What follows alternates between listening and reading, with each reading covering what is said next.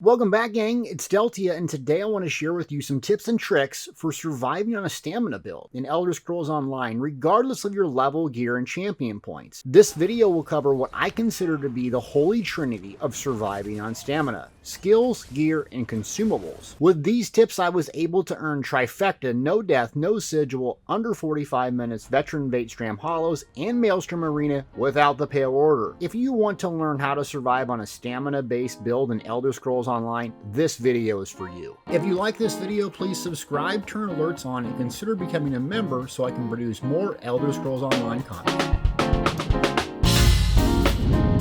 Most folks think that stamina is inferior in terms of survivability due to magic-based builds having shields and other forms of healing. And that's wrong. Stamina has other tools for surviving via their skills and passives that do not require god-tier level of gear or 2,000 plus champion points. The first piece of the puzzle is skills, specifically passives. Medium armor is in general the go-to for stamina-based classes, while some folks favor heavy in PvP. What makes medium armor useful is the reduction in cost in sprint, sneak, AoE damage, but the most important, dodge rolling. Dodge rolls avoid many damage effects and extends beyond the animation slightly, so expect roughly 1 second worth of avoidance. Dodge roll also allows you to avoid collision detection, so when you're a stamina user in medium armor, combine this with the massive amount of speed. Movement is your mechanism for surviving, rather than outright shielding and healing is what magic-based users will do. Please note that there is a penalty with making consecutive dodge rolls, so it'll become more and more taxing and blow through resources, so you don't want to just spam this. So a good example of this is watching me in a veteran dungeon solo as I face tank many mobs just by simply moving around, dodge rolling through them when I'm pressured, and healing back up passively. Some other skills you'll need to use for healing is Vigor. Acquired via PvP, it's a heal over time, an effective combination to pair with dodge rolling to allow you to get some avoidance and heal back up and continue the fight. Consuming Trap is a base skill via the soul magic that you get right away. This morph gives you back the highest attribute plus health, allowing you to play ultra aggressive playstyle by getting a low HP mob, tagging him with this, killing it, and then boom, flood of resources and health. The two-hander also has a burst heal rally that can be recast on demand for a big heal. Even Bow has Draining Shot, which can also heal you upon hitting an enemy. Combine your dodge roll with heal over times for an awesomely fast, aggressive playstyle. Throw down a Consuming Trap on a mob that's likely to die and you shouldn't have a problem. I would also recommend turning off double tap to dodge roll in the settings gameplay, as this can cause excessive dodge rolling in inexperienced players. Me personally, I keybind my dodge roll to the V key because I know exactly where it is and I'm not likely to fat finger it. The most powerful piece of gear for survivability, in my opinion, is the Mythic Ring of the Pale Order. Think of this as a sorcerer's crit surge, basically getting back health for doing damage. The only problem is, not everyone has access to this content in Elder Scrolls Online, nor does everyone like doing it. So if you don't have access to a Pale Order, that's okay. You can still be very survivable.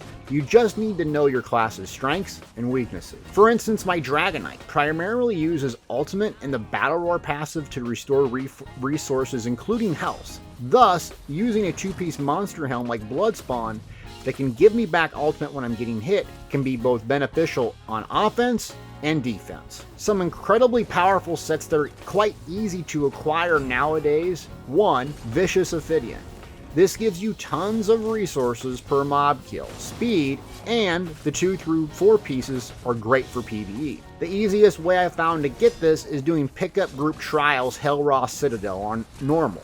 It's also exceptionally powerful when you combine it with Consuming Trap, so you're double dipping essentially when you kill a mob with a Consuming Trap and Vicious Ophidian. If you want the Pale Order healing effect, a lesser version is Briarheart, an overland set that can be picked up on traders for a fairly reasonable price. I personally combine both of these along with the two-piece monster helm for fantastic resources, mobility, and survivability.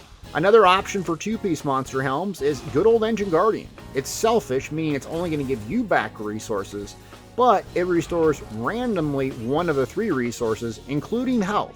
So it's an older set, but it's very, very nice when you're trying to learn, you're trying to get a hold of your class and your character, and you need something to augment your survivability. Another super tanky set that I use primarily in PvP is Troll King. When you heal yourself below 50% health, you get a flood of health recovery. This is great to combine with Vigor or Rally because the heal over time will proc this. Combine a couple of dodge rolls, zip away, even a potion, and you'll be back to full health in no time. Another way to further augment your survivability with Troll King is to pair it with food or drink that has health recovery, a super survivability combo.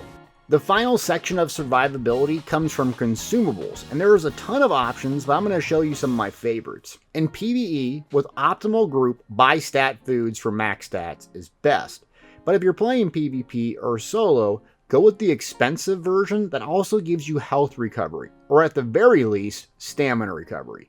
This makes a huge difference in your survivability.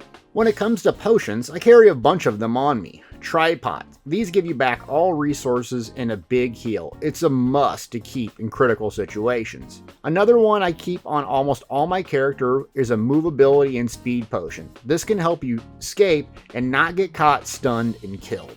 Lastly, don't forget about neglected poisons. For max survivability, I buy these drain health and restore health for me poisons, and I don't use my enchants on my weapons. When I light attack weave on my front bar, this thing constantly procs, giving me a slow and steady stream of health, allowing me to continue the pressure instead of flipping back to my back bar, taking time away from damage and healing. Eventually, when you get the hang of it, you'll want to enchant your weapons and use this for optimal damage. But if you're not alive, it doesn't really matter. You gotta start there first. And combining these potions, poisons, and food can increase your survivability even further. Those are some basic survivability tips I have on stamina builds in the Elder Scrolls Online. Don't be afraid to pick up a stamina build in PvE or PvP. They're quick, explosive, and aggressive playstyle, yet they can be very tanky and survivable once you get the proper setup. What are your survivability tips for stamina builds? Please leave me a comment below if I missed one, and thanks for watching.